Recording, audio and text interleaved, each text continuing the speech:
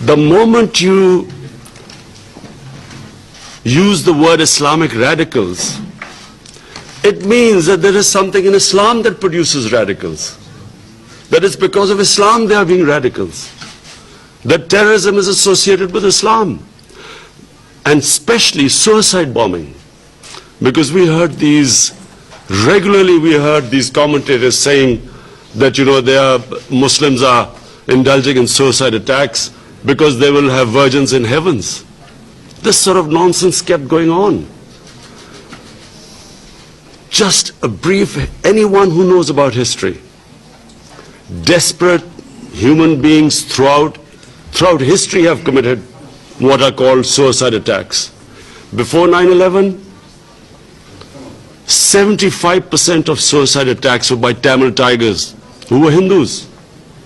No one talked about Hinduism having anything to do with that, with the suicide attacks. And we have watched so many films of the Japanese suicide attacks on American ships at the end of Second World War.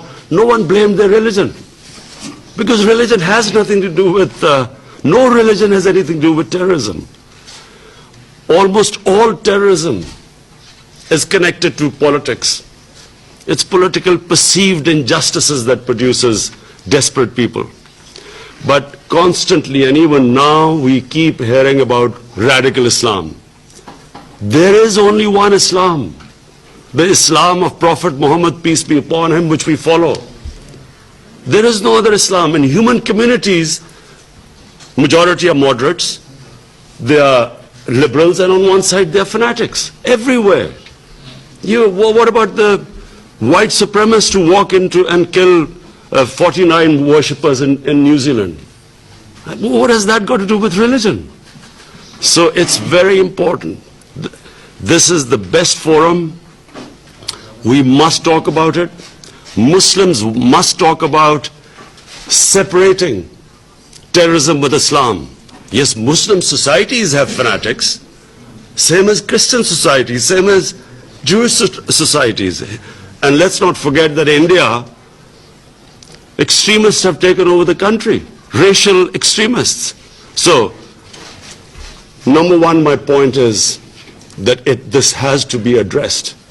We keep hearing world leaders talk about radical Islam. It is causing, how is a man in the street in New York supposed to tell who's a radical Muslim and who's a moderate Muslim? How can anyone tell? So all Muslims are branded, Muslims are branded as fanatics, terrorists. And whenever some sort of attack goes, a terrorist attack happens in the West, first thing, every Muslim starts worrying, I hope it's not a Muslim. Because immediately we are all branded. And I remember after 9/11, I get a phone call from this Western journalist, and he said, aren't you really ashamed of what has happened? There are 1.3 billion Muslims. Am I supposed to be ashamed of what anyone does, any Muslim does?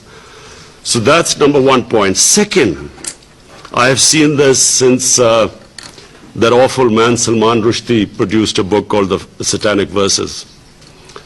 It was mocking, ridiculing our holy prophet, peace be upon him. And I realized, because I was playing sports at that time, and I spent a lot of my time in England, and I understand the Western mindset. People in the West could not understand the pain that it caused to the Muslim world. Because Europe especially, they do not regard religion as we Muslims regard. We live our religion. They have a completely different attitude to religion.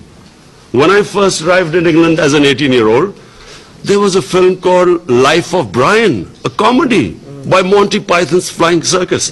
It was a caricature about Jesus Christ. So it was the first shock to me. They don't look at the European societies particularly does not look upon religion like we do. And unfortunately, this I blame us Muslim leaders.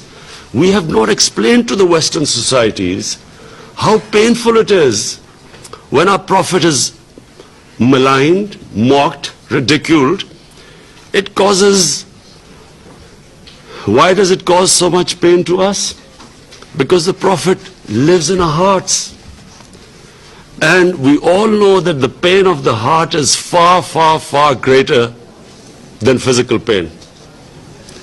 All we want is, and I think we should convey,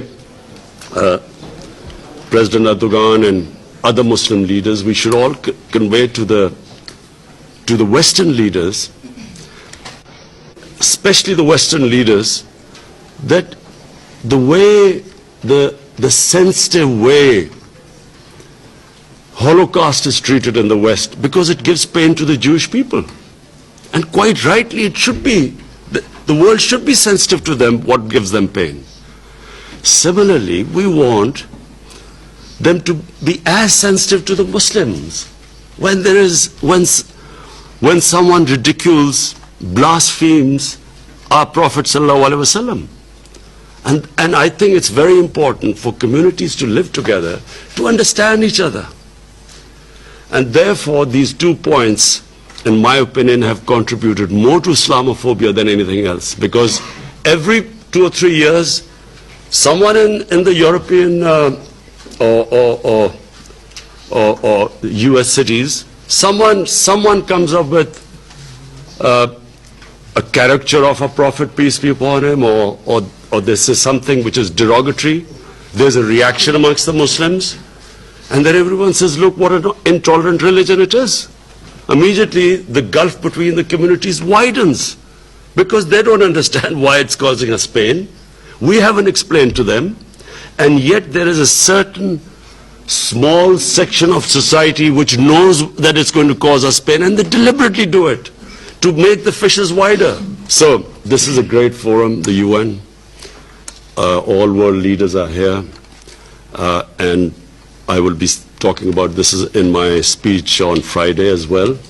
But I feel that it is important that us Muslim leaders convey these 2 things, because all it does is it creates fissures amongst human beings. And anything that creates fissures, this is the forum where we should try to unite humanity. Thank you.